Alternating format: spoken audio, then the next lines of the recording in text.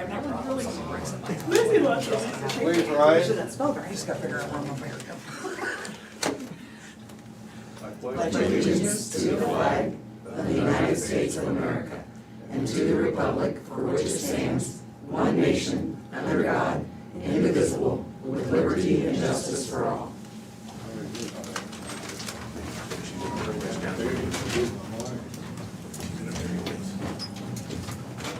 Welcome to the Moines County Board of Supervisors meeting, June 14th, 2022. We do have a change to the agenda. We no longer will have the work session with Pioneer Cemetery afterwards. Okay. We'll meet with department heads and elected officials. Start up with Sarah Doty, payroll in the auditor's office. Good morning. Just keeping busy as usual. Nothing new to report at this time. Okay, thank you. Sheriff Glenn Denning said that things are going just normal. He stopped in earlier. But they had, what did he say, nine intakes last night. Oh, my So goodness. it was a busy night for everybody. You'll love that, Lisa. Oh, no, the sheriff's office was not responsible for me being up for 4 hours last night. That would be the other department. Okay, Lisa Schaefer, county attorney.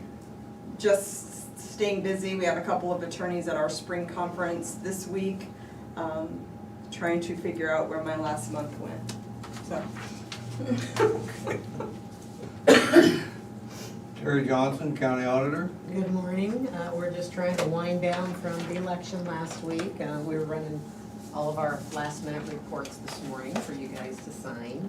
And of course, after the canvass today, then I have to send all that information, post it on the state website and send the final report to the state. And then this Thursday, June the 16th at 10 a.m. in this room, we will be having our post-election audit.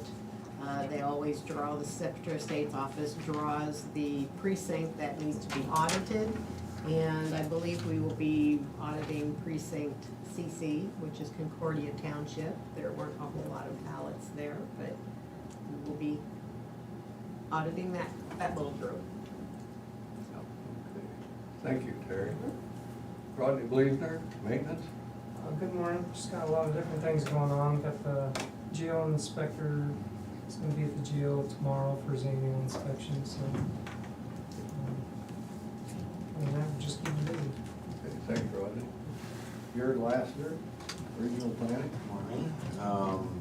Just keeping busy as always. I know you're probably overloaded with subdivisions right now. I've been dropping off several packets over the last week or so. It's just how it tends to be sometimes, where we know about subdivisions for a while, but they all come in around the same time.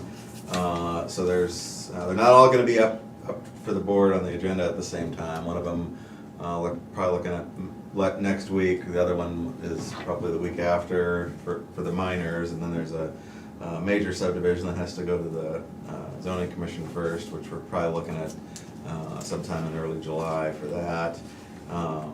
And then probably expect another one within the next week or so too, that I'm currently, I've seen the plat for, just waiting for them to submit the documents, so it's certainly a busy time of year for that.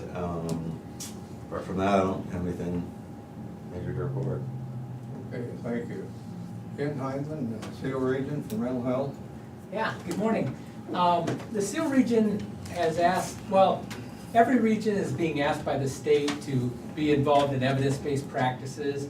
And so 3 of them that I've been assigned to this past year has been IPS, the Supported Employment Evidence-Based Practice, and Hope Haven's involved in that. And co-occurring, evidence-based practice for co-occurring mental health and substance abuse. And strength-based case management was a third one that the state has required regions to be involved in, but that's one that I think will go away because we're not doing case management anymore as a county, so, or as a region. Anyways, the University of Iowa Center for Excellence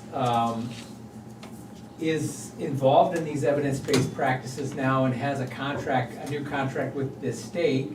And so I got a meeting with them from 12 to 1 today, a Zoom meeting. to talk about that, where they do fidelity reviews, and they have a trainer now through University of Iowa Center for Excellence. So gonna learn more about that today, and that'll be exciting. That's about it. Okay, thanks, Ken. Natalie, how's the recorder's office? Good morning, Recorder's Office is good. We're just keeping an eye on a few bills that have passed. Wait for the governor, I know, to sign one of them, but I do leave today for Recorder School in Decorah, so we'll have some more, hopefully, information on that to guide us on what we're gonna do with those changes, so. One of them, the ATV and UTV. Yep, as long as she signs it, which I figure we could talk more after that. The DNR is supposed to follow up with us once they meet, and the DNR and the law enforcement, and see what kind of, how that's gonna affect the recorder's office, and then what we'll do with the ordinance, so. Okay, thank you. You're welcome. How's the treasurer's office doing, Janelle? We're keeping busy, working on the tax sale, which is Monday, so payments can be made online up through Thursday evening, and in the office through Friday at 4:30 to avoid the tax sale. But other than that, just keeping busy. Okay, thank you. Becky, it's a pleasure to see you instead of Brian. Well, thank you. I'll keep it short, how's that? Well, that's okay. The DOT closed Dodgeville Road and Highway 61 intersection. It'll be closed for about 3 to 3.5 weeks.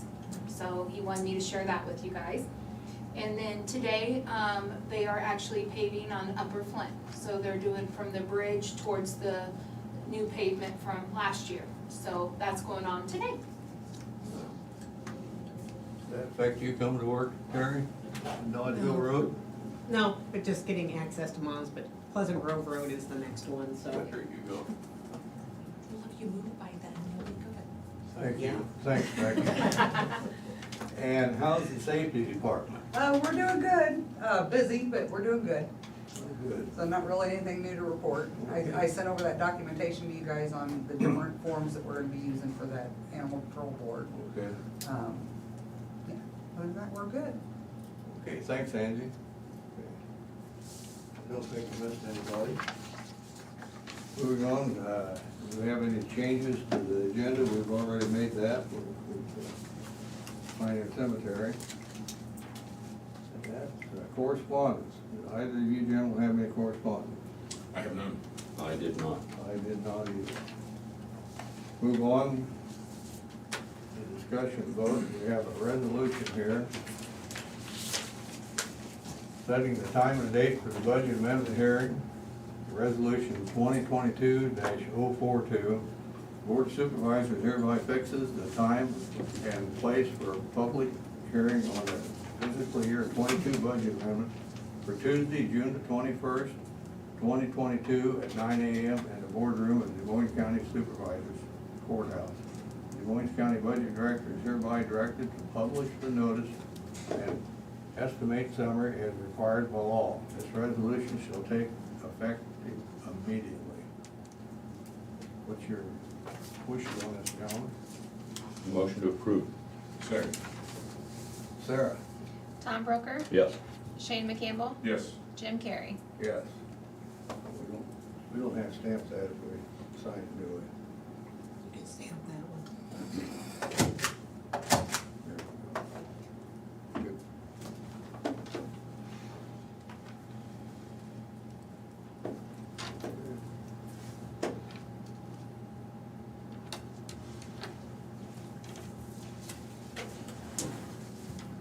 There we go.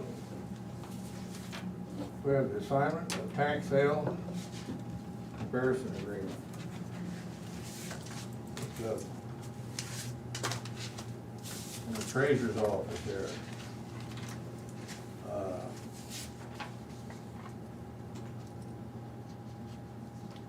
Gentlemen, how do you pronounce it? Citus? Citus Cultivation LLC, 18025 Oak Street, B, Omaha, Nebraska, would like Des Moines County to sign over their interest in tax sale certifications 17-03852 to them. This is an empty lot and they are interested in this lot, so they can get it back on a tax roll and keep it maintained. They are offering a promise of $2,246 for the $3,655 currently due for the back real estate taxes on this parcel, as well as a $10 assessment fee. Breakdown of this payment is as follows: certified $1,174 of the $2,583 currently due. This is the original amount of the lien when the Moines County was issued the tax lien on 6/19 of 2017. So pay all other taxes included in the certificate presently being for the years of 2016 to 2020 currently due and payable in the amount of $1,072. I'm respectfully recommending that the county honor their request for the assignment of certificate number 17-0385. If you agree, please sign indicated on the attached sales certificate. Sincerely, Deb Moore, Deputy County Treasurer. I agree with the treasurer's office. Let's put this back on the tax roll and get what we can. Motion to approve. Second. Agreement. Sarah? Tom Broker? Yes. Shane McCampbell? Yes, please. Jim Carrey? Yes.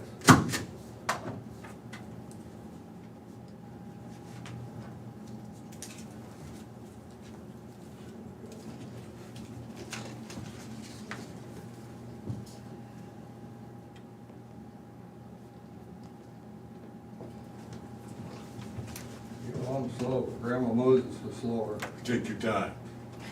You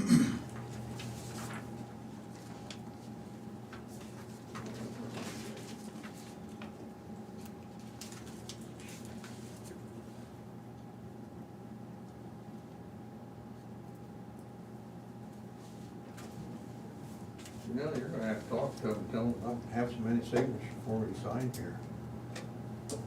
Don't think I can do anything about that.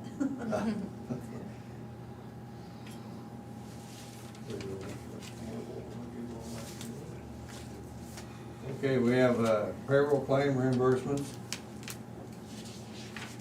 in the amount of $1,237.56. Non-cash taxable is $0. Move to approve. Second. Sarah? Shane McCampbell? Yes. Tom Broker? Yes. Jim Carrey? Yes.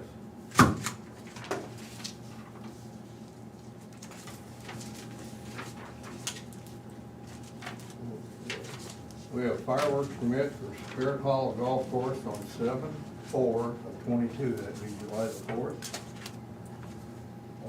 Everything looks in file and it's all signed with the fire chief and everybody. Motion to approve. Second. Sarah? Tom Broker? Yes. Shane McCampbell? Yes. Jim Carrey? Yeah.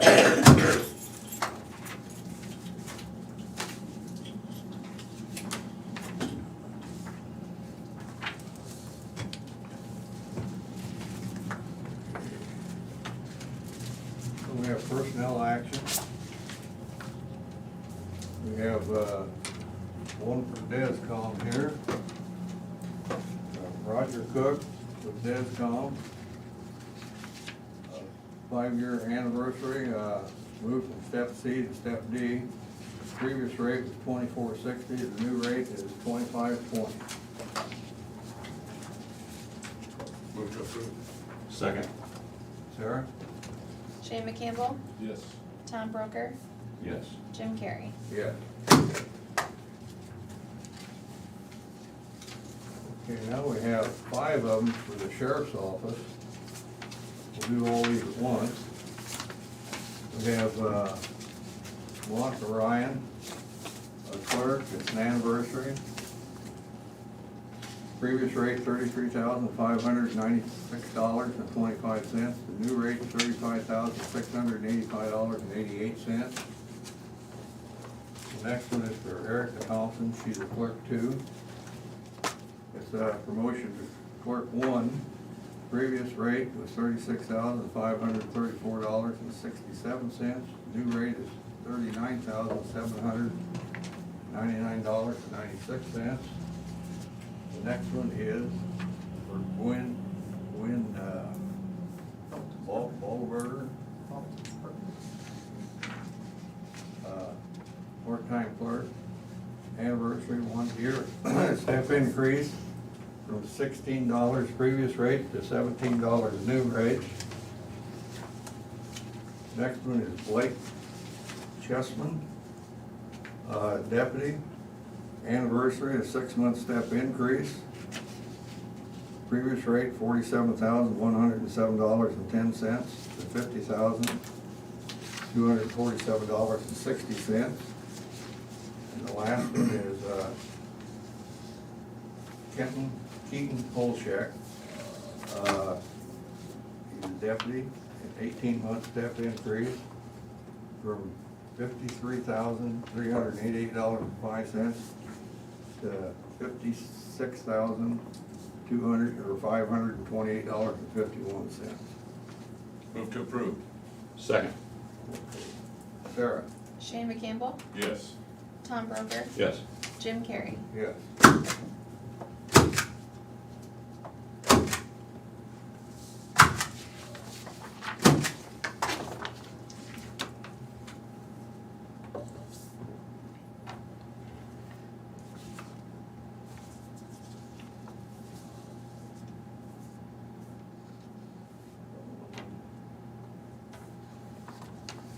That's really good. That's my agenda instead.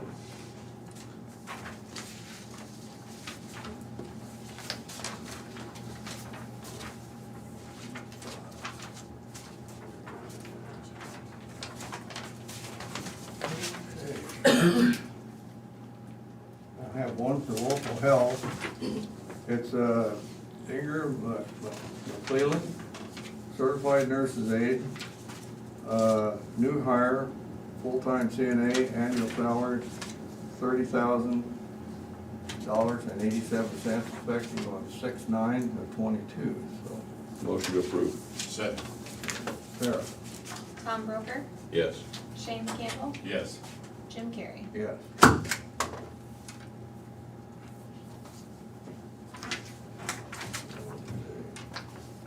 Moving on to reports, we have the recorders. Report fees collected on May 2022. These will be on file in the auditor's office for your reviewing at your own discretion.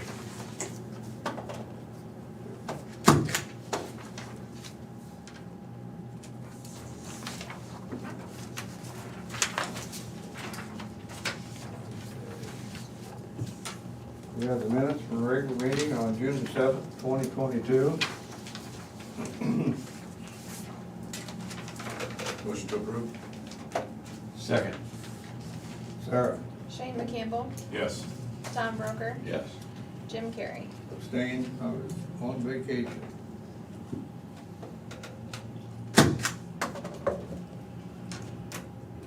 And I had fun.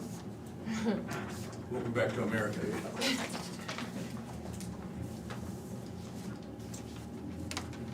Okay, now we got canvass the 2022 primary election.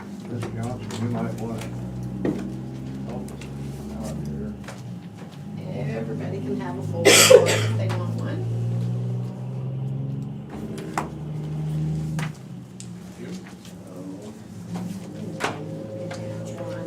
An extra one here. The numbers did not change from election night. No ballots were added. So I guess we'll just maintain that there end up being 3,240 ballots cast out of 27,650 voters, so that was an 11.72% turnout. And I guess everybody on the local races that were on the ballot successfully won. Yay! All right. Oh, and I guess Tom too. I was gonna say, Tom don't look real happy. I heard somebody wrote in Snoopy. I'm gonna find out who that was. Now, that's usually Mickey. But nope, and nothing has changed, so everything's the same. The first few sheets is a summary, and then the last, canvas, election canvas summary is, shows it by precinct and absentee ballots. 'Cause we end up with 584 absentee ballots those were usually the first ones to be reported at night, so, and then all the precincts come in, so. That's everything, nothing has changed, so. If you got any questions? No, I don't have any questions, but, you know, when 11% of the people speak for 100% of the people, it's kind of sad that more people don't get out and vote. Mm-hmm. Well, and this one's, That's the only thing I've got to say. yeah, this is all based on the parties, Yeah, and it depends on, you know, if there's any races on the ballots or anything Yeah. like that. There was more races by, you know, for the state and federal than there was local. So, I mean, yes, we had the representatives, we had a race down here in '99 on the Republican side, so, and Mr. Rinker won that one, so. Is that a pretty typical turnout for a off-year primary? Yeah, I'd have to go back and look at the records, but it's, you know, 'cause 2 years ago during the COVID, they sent out the request forms, which really increased the turnout. I think we ended up with about a 20 or 25% turnout, which is amazing for a primary, and that was basically because the request forms were sent out to everybody, and all they had to do was turn them back in to get their ballot. But a lot of people were still, you know, a lot of people don't understand the primaries, that they are party-based. And so you get people that, well, I don't wanna choose a party. Well, we have to know so that we know what ballot to send to you. So, but even at, cause I think 2 years ago with COVID, I think we had around 6,000 absentees. And compared to our 584, which is more normal. But at the polls, since we had only 2 locations open, it worked really great, you know, back in 2020. And we ended up having about 1,000 people at the polls, which we thought was great. How much extra work is absentees? When you had the 5,000 whatever, I mean, how much extra work is that compared to? Oh, the 6,000, well, they got those sent out kinda late too, when the Secretary of State decided to send those out. And, we were already in the phase of, once we start sending out ballots, then we only have 24 hours to get those ballots out. And when you're doing thousands of them at a time, that's a lot of work. We were here till, I think, one Friday night, we were here till 7:30, 8 o'clock. How And many the people? following Monday, we were here till like, I think, 9 or 9:30, and How many people did you have in on that? How many people were in on that for the, at the beginning, whenever we first started the absentee, everybody was in the office. It was towards the end of the election that, well, for the primary, yes, everybody was here. It's the November one where we ran into issues, so. And that was personnel issues because of COVID and everything, so. okay. If they don't vote, they shouldn't complain. well, that's not gonna stop. I've already tried that thing. Let me see your registration. Motion to approve the primary election canvas. Second, my bad. Sarah? Tom Broker. Yes. Shane McCampbell. Yep. Jim Carrey. Yes. You want these stamped too? Yes, I have little notes on there because one set has to go to Secretary of State and one goes in our election book. And then the other ones are the abstract of votes for each race. And so you're gonna have to sign each and every one of those pages.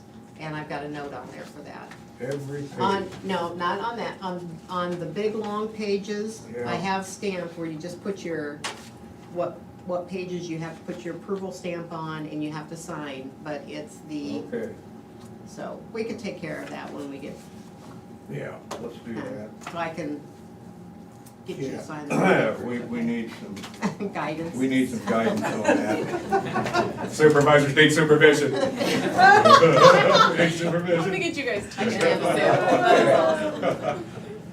Okay. Thanks, Terry, for everything you do for us. No We doubt. appreciate that, we really do. No, I thank everybody that's in the office, because even maintenance, when it comes to picking up the results that night, we assign all of Rodney's guys to go to locations to pick up the TMs, cause we Yeah. personally pick those up and bring them down, so nothing goes over the internet. Our election computer is not even hooked up to the internet, so it's all standalone. Thank you. Is there any other business? I have none. I have none. Future agenda item? Don't know of any. I assume that Pioneer Cemetery Yeah. work session be rescheduled when you get, everybody's gonna be Yeah, We'll around. get everybody lined up on that, so. Committee reports. I attended the Southeast Iowa Link Governance Board meeting. We approved claims and more contracts, and had a little discussion now that Fund 10's gone away. So, not a very long meeting. Short.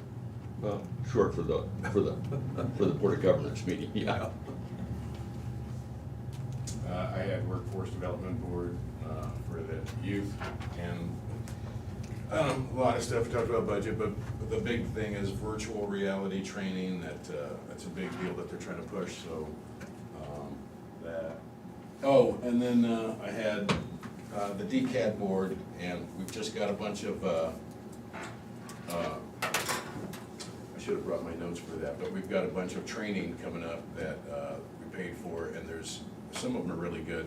One of them is like the big cop, and I think you know about that one. Well, I'm pretty sure you know about that one. The big cop or whatever, he comes around and talks to all the kids. Big cop's coming back. Anyways, it was really big, and he was here a long time ago. I thought you know about that, because I thought we talked about it. Maybe I'm saying it wrong. Huh? The dog? No, not the dog. This is The like a giraffe? big cop. He's like 6'8". They call him Big Cop, and he goes around talking about helping get the kids off of drugs and what signs to look for, that sort of thing. And also, we've got a really good training coming up on suicide, and it's gonna be here in Des Moines County and Henry County, I believe, as well.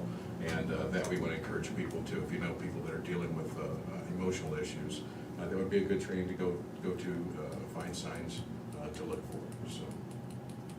And then there's also I'll leave that alone. I'll say that to you guys privately. Something to look forward to. That's it. I didn't have any meetings, but the saloon girls got Big Jake down, set on him, so it's a saloon show at Silver Dollar City. Well, you guys in the meeting, that's where the first thing I hit. I thought about you guys. Had a meeting here, I'm sitting watching all these dancing girls, you know. You were in the saloon? Yeah, well, it's Thinking about it, stuff. root beer floats is what they serve. No, I didn't have anything, I was on vacation, so. And we all know that when you're on vacation, you don't have a single drink. What happens in Silver Dollar City stays. Good one, Thomas. Good one. Time for public input.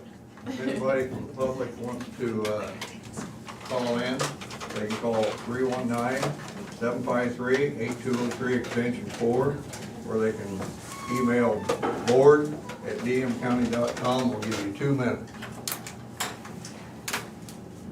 So, It's one of the saloon girls, you might want to put out your cell phone.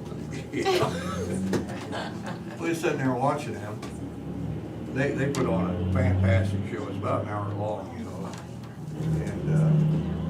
And there's 4 of them. Each one of them got different colored fluffy dress on, you know, like they had back in the day. And I thought, how's that gal change her dress so fast? Twirling around. And I got looking closer, and my wife said, they were twins. And they was identical twins. You couldn't tell them apart. It was good, it's a good show I there. find it quite interesting though, Bob Sar went on vacation. When he came back, I just came in here and there was gifts sitting on the desks. And I know that you went on vacation, had a good time. I was just expecting to see a little something sitting on the desk.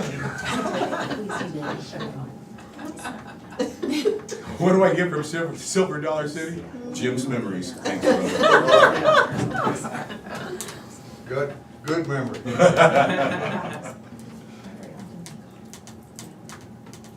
If anybody's ever been down there, I would encourage them, if they go to Branson, to go out to Silver Dollar City, if nothing else, buy a one-day pass. They put on some fantastic shows. Was it jam-packed down there? Yeah, there's probably, that day we there, there's probably 20,000 people in there. Wow. We just added an article to the SEAL website just recently about how laughter is one of the best things for mental health, you know, so. What you're doing, having some lighthearted conversation is good for all of our mental health. I feel better already. Okay, the 2 minutes is up. With an eye, we're out of here. Aye. Thank you, everybody, for coming. And Lisa, that picture does not look like you in that catalog to carry you. You're gonna have to talk to them and get that changed. Congratulations.